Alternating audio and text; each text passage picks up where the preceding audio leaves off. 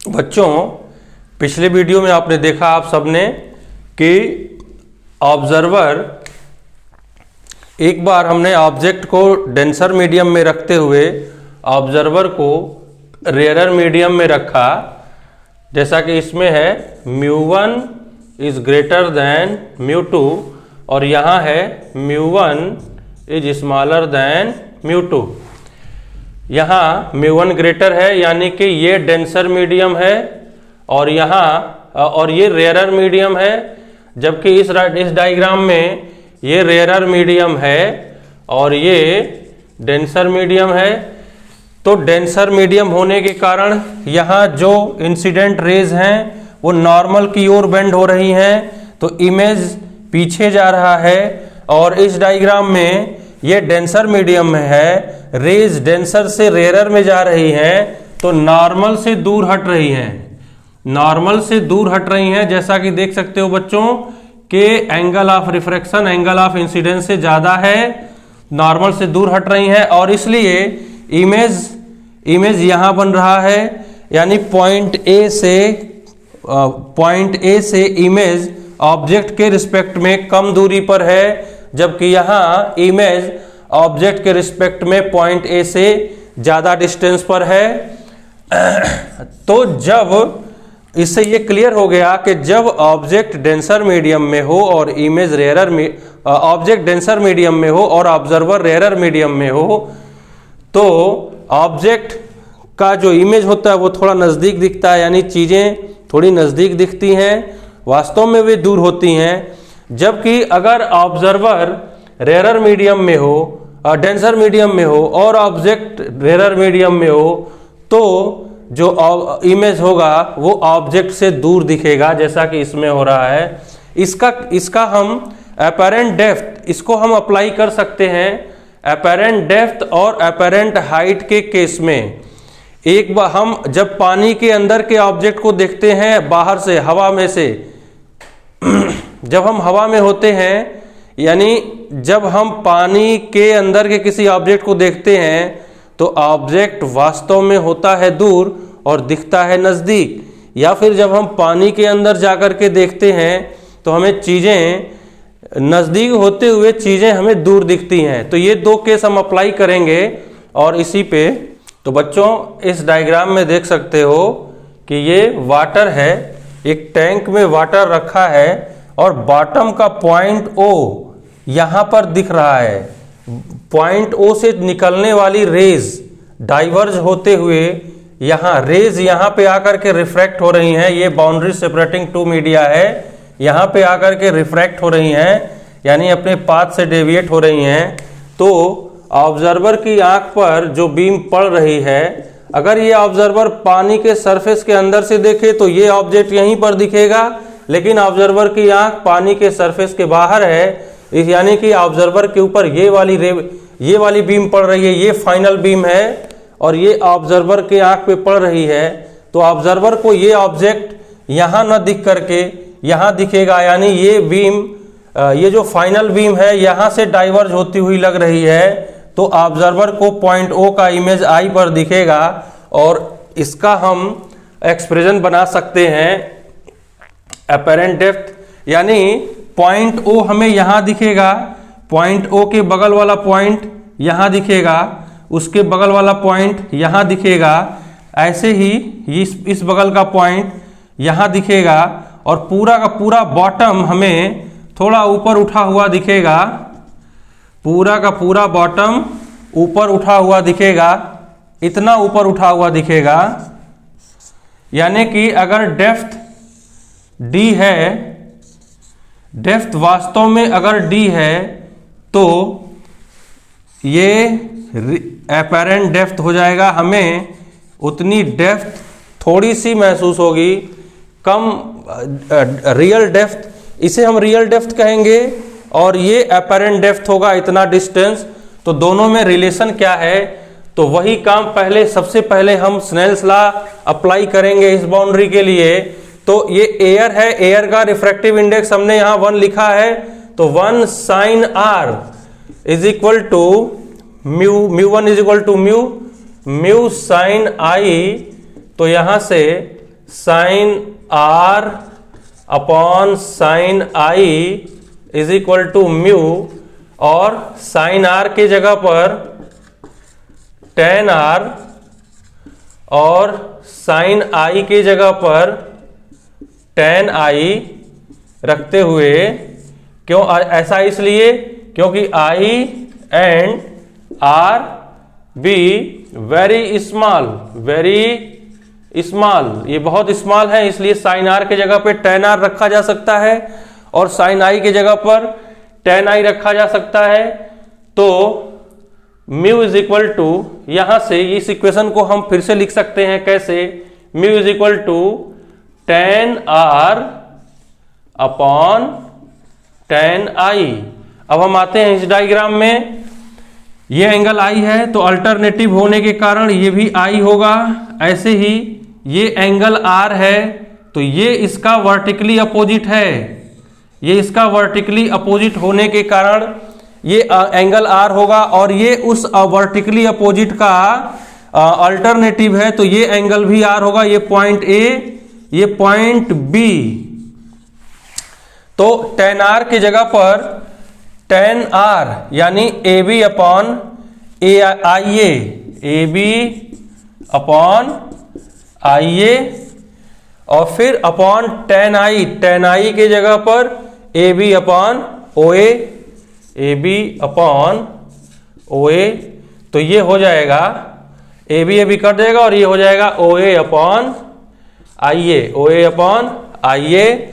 तो यहां से ये रिलेशन बन रहा है कि I A is equal to mu is equal to O A upon I A, mu is equal to O A upon I A, तो I A is equal to O A upon mu, I A is equal to O A upon mu. अब जरा diagram में देखो बच्चों, आई A क्या है, I A is apparent depth and O A is real depth. तो हम कह सकते हैं कि apparent depth is equal to real depth upon mu. तो ये रहा अपरेंट डेप्थ का केस, यानी कि पानी के अंदर अगर कोई ऑब्जेक्ट डी डेप्थ पर है, बच्चों ध्यान से सुनना, पानी के अंदर अगर कोई ऑब्जेक्ट डी डेप्थ पर है तो वो दरअसल डी अपॉन म्यू डेप्थ पर दिखेगा। ये है अपरेंट डेप्थ का केस। इसलिए पानी के अंदर कोई भी ऑब्जेक्ट डी डिस्टेंस पर होगी तो डी अपॉन म्यू, यानी 40 सेंटीमीटर पे अगर होगी, यानी यहां अगर पानी का डेप्थ 40 सेंटीमीटर है, d is equal to 40 centimetre, और वी नो दैट के वाटर का रिफ्रैक्टिव इंडेक्स 4/3 होता है। तो अपरेंट डेप्थ यानी कि डी डेप्थ पे यानी 40 सेंटीमीटर वाटर सरफेस के नीचे 40 सेंटीमीटर पे जो ऑब्जेक्ट होगा वो दिखेगा 40/4/3 यानी कि 30 सेंटीमीटर के डेप्थ पे दिखेगा। 40 सेंटीमीटर की चीज 30 सेंटीमीटर पे दिखेगी। 4 मीटर गहरी चीज, अगर कोई बॉटम, अगर कोई लेक, कोई झील, साफ पानी की कोई झील 4 मीटर गहरी है तो वास्तव में वो 3 मीटर गहरी दिखेगी। तो कभी भी किसी लेक में जाते समय इस बात का ध्यान रखना बच्चों कि अगर उसका बॉटम दिखाई दे रहा है तो जितनी गहरी वो दिख रही है उससे कहीं ज्यादा गहरी वो है।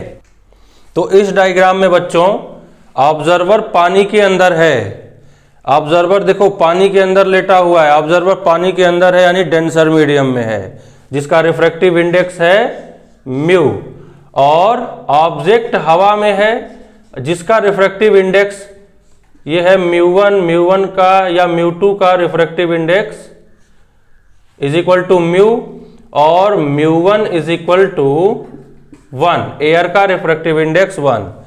ऑब्जेक्ट एयर में है, रेज इस मीडियम एयर से चल करके वाटर में आएंगे, इसलिए हमने इसको मीडियम 1 और इसको मीडियम 2 मान लिया है। रेज यहां से इंसिडेंट हो रही हैं, मीडियम 1 से इंसिडेंट हो रही हैं। तो म्यू1 इज इक्वल टू 1 और mu two is equal to mu, water का रिफ्रैक्टिव इंडेक्स यहां हमने म्यू लिया है। अब ऑब्जर्वर डेंसर मीडियम में है और ऑब्जेक्ट रेयरर मीडियम में है, जाहिर सी बात है कि ऑब्जेक्ट यहां ना दिख करके और दूर दिखेगा, यानी कि उसका इमेज ऑब्जेक्ट से कहीं दूर होगा, और ये तो रे डायग्राम बनाते हैं। तो बच्चों ये डायग्राम है, यहाँ ये ऑब्जर्वर डेंसर मीडियम में है, देख सकते हो बच्चों। ऑब्जेक्ट हवा में है, रेयर मीडियम में है, ऑब्जर्वर वाटर में है, ऑब्जेक्ट हवा में है, कोई चिड़िया हो सकती है। और ऑब्जेक्ट से चलने वाली रेज, ऑब्जेक्ट से चलने वाली रेज, ये वाली रे वाटर सरफेस पे पड़ने के बाद नॉर्मल की ओर बेंड हो रही है, और यहां से भी नॉर्मल की ओर बेंड हो रही है। और जो रे सीधी जा रही है उसके लिए I 0 होगा और R भी 0 होगा, वो सीधी जाएगी। तो बच्चों देख रहे हो कि ऑब्जर्वर की आंख पर ये ऑब्जर्वर है और ऑब्जर्वर की आंख पर ये बीम पड़ रही है। अगर ऑब्जर्वर इस पॉइंट से देखता, अगर ऑब्जर्वर की आंख यहां होती तो पॉइंट O उसको पॉइंट O पर ही दिखता। लेकिन क्योंकि तब ऑब्जर्वर की आंख पर ये वाली बीम पड़ती, लेकिन हो क्या रहा है कि ऑब्जर्वर की आंख पर ये वाली बीम पड़ रही है और ऑब्जर्वर को ये पॉइंट यहां न दिख करके यहां दिखेगा, क्योंकि this beam appears to diverge from this point. ये जो फाइनल बीम है वही ऑब्जर्वर के आंख पे पड़ रही है, जो कि इस पॉइंट से डाइवर्ज होती हुई लग रही है। तो इस ऑब्जेक्ट का इमेज यहां बनेगा, ये वर्चुअल इमेज होगा, यहां पर बनेगा, यहां यानी कि ये ऑब्जेक्ट ऑब्जर्वर को, इस ऑब्जर्वर को यहां पर दिखेगा। तो इसमें ये जो हाइट है ऑब्जर्वर की एक्चुअल हाइट, ये हो गई एक्चुअल हाइट, इसको हम h से डिनोट करेंगे। और ऑब्जर्वर जितनी हाइट पर दिख रहा है, ऑब्जर्वर जितनी हाइट पर दिख रहा है उसको हम एपरेंट हाइट बोलेंगे। और ये सारा डिस्टेंस मेजर कहां से किया जाएगा? ऑब्जर्वर से मेजर नहीं किया जाएगा। ऑब्जर्वर यहां से देखे तो भी इमेज यहीं दिखेगा, ऑब्जर्वर थोड़ा ऊपर उठ जाए तो भी इमेज वहीं दिखेगा, और ऊपर उठ जाए तो भी इमेज वहीं दिखेगा, और ऊपर उठ जाए, पानी के सरफेस के जस्ट नीचे रहे ऑब्जर्वर, यहां पर रहे तो भी ऑब्जेक्ट यहीं पर दिखेगा। हाँ, अगर ऑब्जर्वर यहां आ गया, ऑब्जर्वर की आंख यहां ऊपर आ गई, तो ऑब्जेक्ट O पर ही, तो I पर न दिख करके O पर ही दिखेगा, जहां होगा वहीं दिखेगा। लेकिन अगर इस सरफेस के नीचे आ गया ऑब्जर्वर, तो तब फिर ये बीम फाइनल पड़ेगी ऑब्जर्वर की आंख पर, और यहां न दिख करके ऑब्जेक्ट इस पॉइंट पे दिखेगा, यानी उसको उसका इमेज दिखेगा जिसका अपरेंट डिस्टेंस एक्चुअल डिस्टेंस से ज्यादा होगा। इसको भी हम सॉल्व कर सकते हैं, डिराइव कर सकते हैं। अपरेंट हाइट और रियल हाइट में रिलेशन स्टेब्लिश कर सकते हैं यूजिंग स्नेल्स लॉ। ये मीडियम 1, ये है मीडियम 1, ये है मीडियम 2। मीडियम 1 का रिफ्रैक्टिव इंडेक्स 1, जैसा कि यहां पर लिखा हुआ है, मीडियम 2 का रिफ्रैक्टिव इंडेक्स म्यू। तो यूजिंग स्नेल्स लॉ पहले हम एंगल ऑफ इंसिडेंस दिखा दें। This angle is angle of incidence and this is angle of refraction. तो पहले for this surface using Snell's law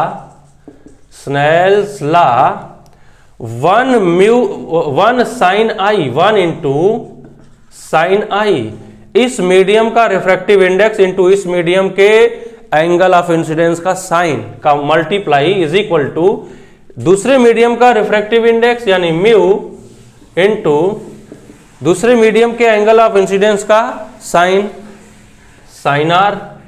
तो यहां से हो गया mu is equal to sine I upon sine R is nearly equal to tan I upon tan R, क्योंकि यहां इसकी वजह लिख देंगे कि I and R very small, और जब एंगल्स बहुत छोटे होते हैं तो साइन और tan में डिफरेंस समाप्त हो जाता है, क्योंकि परपेंडिकुलर बेस और हाइपोटेनस का डिफरेंस समाप्त हो जाता है। तो बच्चों म्यू के जगह पर हमने रख दिया tan I upon tan R। और इस डायग्राम में देखो बच्चों कि ये एंगल I है, तो ये इसका अल्टरनेटिव ये एंगल हो गया, ये एंगल भी I ही होगा। ऐसे ही ये एंगल R है, इसका वर्टिकली अपोजिट, सॉरी बच्चों, सॉरी एक मिनट, ये I नहीं होगा, ये I नहीं होगा, ये I नहीं होगा, I होगा ये एंगल I हो जाएगा। और ये R का वर्टिकली अपोजिट, ये एंगल इस R का वर्टिकली अपोजिट, तो और ये R इसके बराबर होगा, तो ये एंगल भी R हो जाएगा। और इस पॉइंट को हम B लिख देते हैं। तो बच्चों यहाँ ट्रायंगल में देख रहे हो कि tan I, ये एंगल I है, तो tan I की वैल्यू हो जाएगी परपेंडिकुलर यानी AB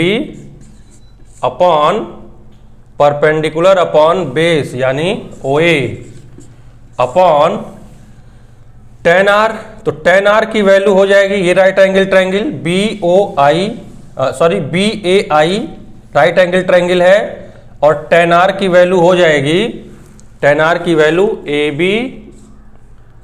AB upon IA।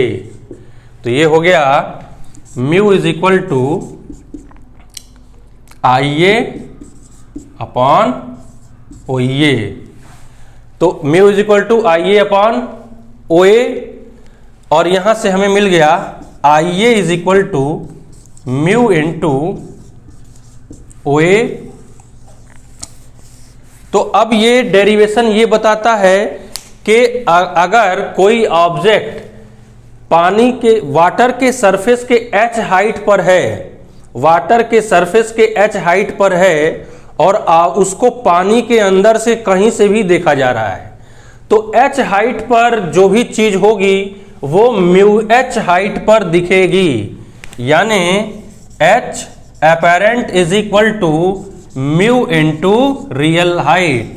Apparent height is equal to mu times the real height. तो apparent height is equal to mu h, यानी कोई भी ऑब्जेक्ट अगर वाटर सरफेस से h हाइट पर है, वाटर सरफेस से h हाइट पर है, तो वो दरअसल म्यू h हाइट पर दिखेगा, म्यू h हाइट पर दिखेगा, तो समझ लो कि वो h हाइट पर है।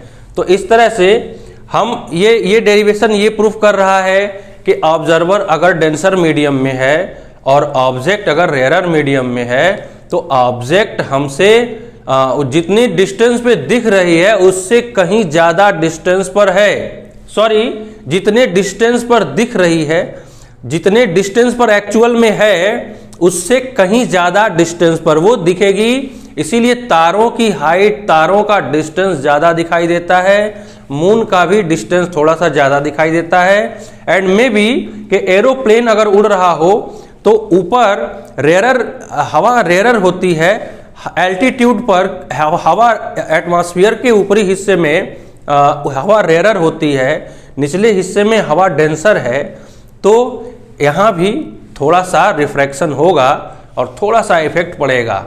तारों की साइज देखने में बहुत छोटी है, उसका एंगल ऑफ विजन बहुत कम है, इसलिए ये फिनोमेना तारों पर ज्यादा इफेक्ट करेगा। इन सभी केसेस में बच्चों जो पिछले वीडियो में हमने दिखाया, पिछले वीडियो में जो हमने दिखाया और आज जो हमने दो डेरिवेशन बताया, इन सभी केसेस में अब हम देखते हैं व्हाट इज नॉर्मल शिफ्ट। अब हम नॉर्मल शिफ्ट के बारे में चर्चा करेंगे। तो अगर हम यहां पर देखें, कोई भी ऑब्जेक्ट जितना एक्चुअल में शिफ्ट होता है वही नॉर्मल शिफ्ट है, जितना एक्चुअल में शिफ्ट हो जाता है वही नॉर्मल शिफ्ट है। तो नॉर्मल शिफ्ट का मतलब कोई भी ऑब्जेक्ट कितना शिफ्ट हुआ, जैसे ये ऑब्जेक्ट पॉइंट O पर है लेकिन दिख रहा है I पर, तो कितना शिफ्ट हो गया, तो this distance will be called normal shift. ऐसे ही अपैरेंट डेप्थ वाले केस में, तो अपैरेंट डेप्थ वाले केस में ऑब्जेक्ट पॉइंट O पर है, लेकिन यहां से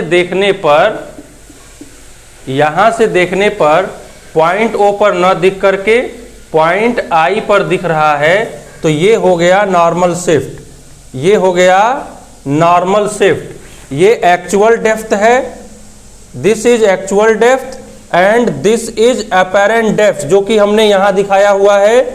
ये एक्चुअल डेप्थ और ये है अपेरेंट डेप्थ।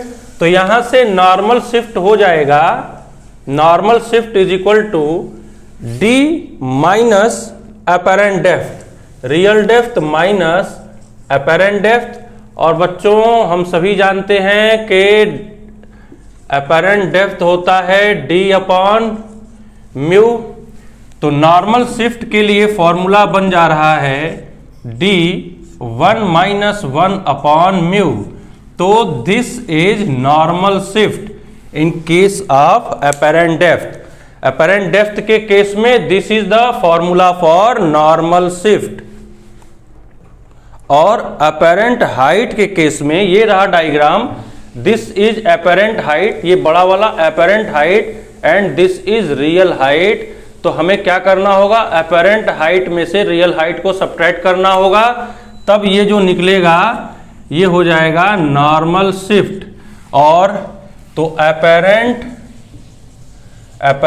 डेप्थ के केस में नॉर्मल शिफ्ट ये हो गया, और अपेरेंट हाइट के केस में नॉर्मल शिफ्ट हो गया apparent height minus real height.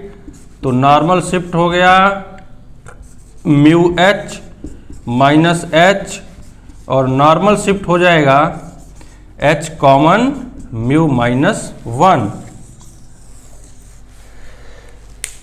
तो ये अपेरेंट हाइट के केस में नॉर्मल शिफ्ट हो गया h ब्रैकेट में म्यू माइनस 1, और अपेरेंट डेप्थ के केस में नॉर्मल शिफ्ट हो गया d 1 minus 1 upon mu.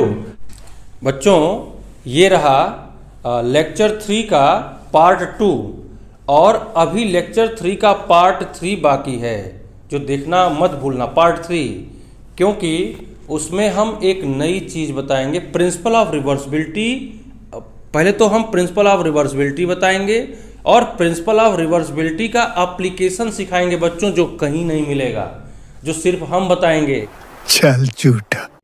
Principle of reversibility का एप्लीकेशन बताएंगे जो, और ये जितने भी हमने केसेस दिखाए हैं रिफ्रैक्शन फ्रॉम प्लेन सरफेस के, जितने भी केसेस हमने दिखाए हैं उस वीडियो में, अगले वीडियो में, यानी लेक्चर 3 का पार्ट 3, लेक्चर 3 के पार्ट 3 में उसका हम एप्लीकेशन दिखाएंगे, और वर्चुअल ऑब्जेक्ट के बारे में बताएंगे कि what is virtual object, virtual object क्या होता है। और हम जब किसी पॉइंट को हमें ऑब्जेक्ट मानना पड़े तो उसको वर्चुअल ऑब्जेक्ट कहेंगे। वो रियल में ऑब्जेक्ट नहीं है, लेकिन हम उसे वर्चुअल ऑब्जेक्ट मान रहे हैं। तो बच्चों इंतजार करना अगले वीडियो के लिए, देखना जरूर। Thank you.